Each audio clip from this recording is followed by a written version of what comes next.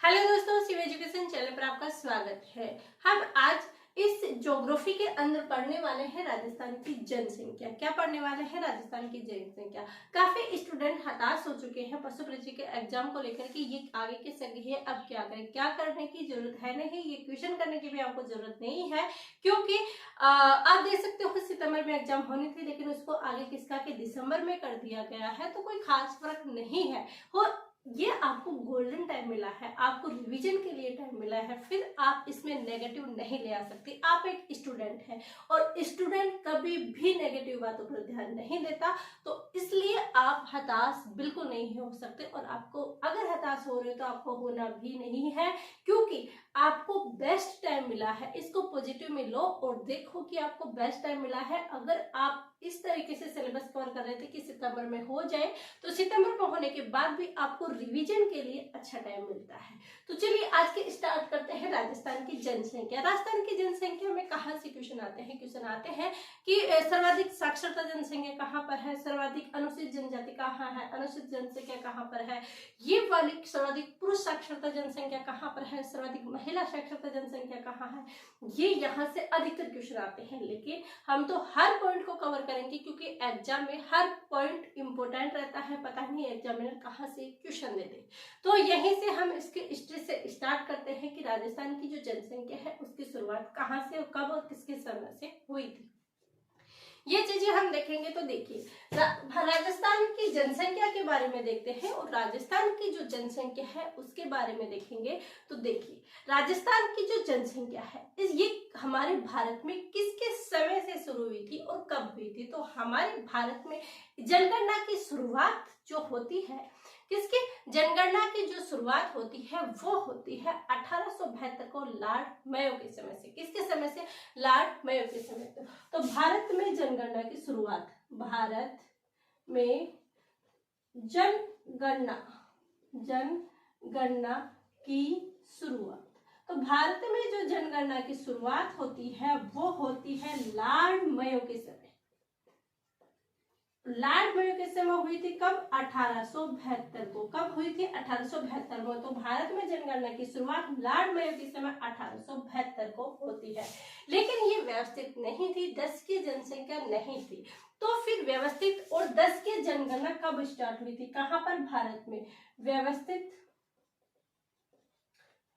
या 10 की जनगणना, 10 की जनगणना, व्यवस्थित या 10 की जनगणना कब से हुई थी? तो ये हुई थी 1881 के अंदर। कब हुई थी? 1881 के में हुई थी। किसके समय? लॉर्ड रिपन के समय। किसके समय हुई थी? लॉर्ड रिपन के समय। तो भारत की जनगणना की शुरुआत लॉर्ड मेयो के समय 1872 में होती है और भारत की व्यवस्थित और 10 की जो जनगणना की शुरुआत होती है वो होती है 1881 में लॉर्ड रिपन के समय। ये चीजें यहाँ पर हो गई। अब देखते हैं कि ये यहाँ पर हुई थी, इसके अंदर आजादी के बाद से कब स्टार्ट हुई थी, क्योंकि मेरे तो ये भी क्वेश्चन आ सकता है ना कि आजादी के बाद कब हुई थी। तो आजादी के बाद कब? आजादी के बाद फर्स्ट जनगणना, आजादी के बाद जो फर्स्ट जनगणना होती है वो कब होती है? 1951 के अंदर। आजादी के बाद जो फर्स्ट जनगणना होती है वो कब होती है? 1951 के अंदर हमारे भारत देश के अंदर जनगणना की स्टार्ट हो जाती है, यानी आजादी से बाद। इससे पहले भी हो रही थी, लेकिन आजादी के बाद अगर ये पूछा जाए कि आजादी के बाद कब से स्टार्ट हुई थी, तो वो होती है 1951 में। इसके अंदर ये आता है कि हमारे भारत के अंदर जो फर्स्ट जातिगत जनगणना की स्टार्ट हुई थी वो कब हुई थी? भारत में फर्स्ट जातिगत जनगणना, फर्स्ट जातिगत जो जनगणना हुई थी वो जनगणना कब से स्टार्ट होती है? तो वो जनगणना होती है 1931 से। भारत में जो फर्स्ट जातिगत जनगणना होती है वो कब से होती है? 1931 के अंदर। ये चीजें हमने देख लिया। अब देखते हैं कि जो 2011 की जनगणना वर्तमान में जनगणना है वो कौन सी जनगणना है। यानी अगर हम नवीनतम जनगणना की बात करें, नवीनतम जनगणना, नवीनतम जनगणना की बात करें तो नवीनतम जनगणना कौन सी है, 2011 है, क्योंकि अब नवीनतम जनगणना आने वाली है, लेकिन ये नहीं है आएगी और रिपोर्ट प्रकाशित हो जाएगी, उसको आने में टाइम लगेगा। तो नवीनतम जनगणना कब है, 2011 की जनगणना हम पढ़ रहे हैं, यानी इस समय हम कौन सी जनगणना पढ़ रहे हैं, 2011 की जनगणना पढ़ रहे हैं, 2011 की जनगणना पढ़ रहे हैं हम।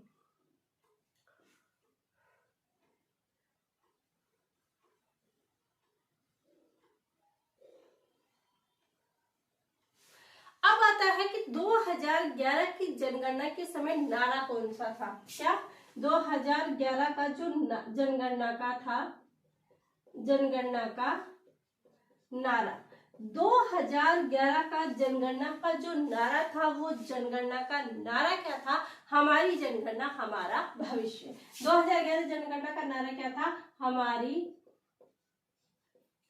जनगणना हमारा भविष्य।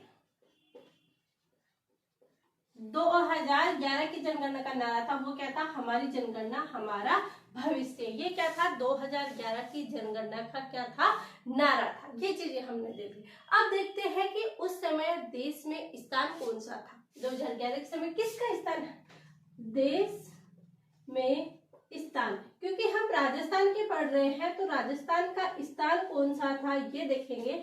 तो देश में स्थान कौन सा था, 8वां। कौन सा था, 8वां था। लेकिन पिछली बार जब रिपोर्ट प्रकाशित हुई थी, उसके अंदर 7वां भी बताया गया था। तो अब कौन सा है, वर्तमान में 7वां है, लेकिन 2011 की जनगणना हुई थी तब 8वां बताया गया था।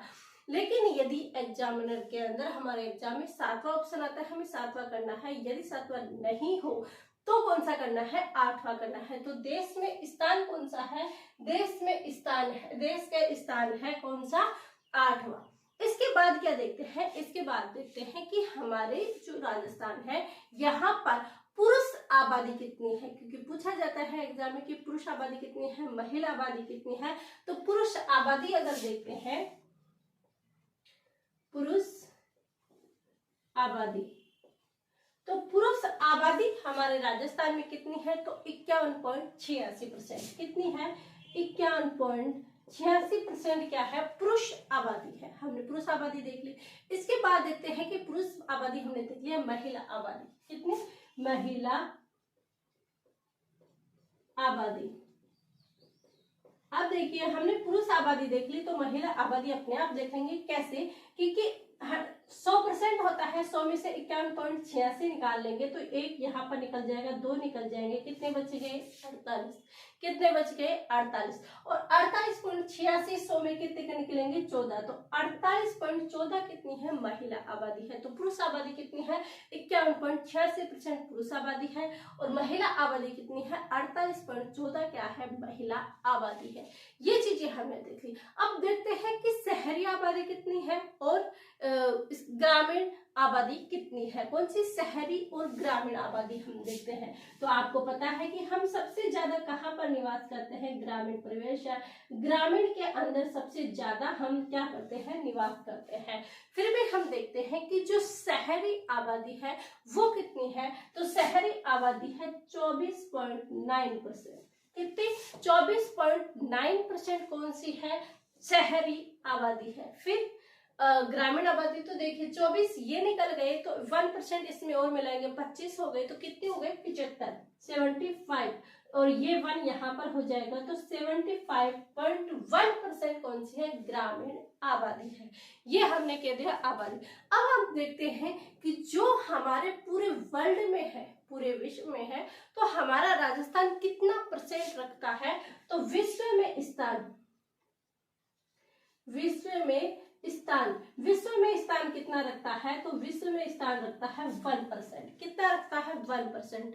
अब आप सोच रहे होंगे कि अपने राजस्थान में जितनी आबादी है उतने क्या अन्य कोई देश की भी है, हो सकता है ना ऐसा, कि क्या पता कोई देश की इतनी आबादी हो जितनी की हमारे राजस्थान की है। तो वो कौन से है, तो वो है कि हम जिसकी जनसंख्या हमारे राजस्थान की जनसंख्या के बराबर है, वो है थाईलैंड और फ्रांस।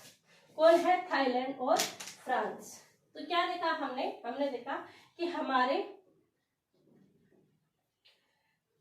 राजस्थान की जनसंख्या के बराबर, जनसंख्या के बराबर हमारे राजस्थान की जनसंख्या के बराबर यदि किसी देश की जनसंख्या है तो वो देश कौन से है, वो देश है थाईलैंड, और कौन से हैं, थाईलैंड व फ्रांस।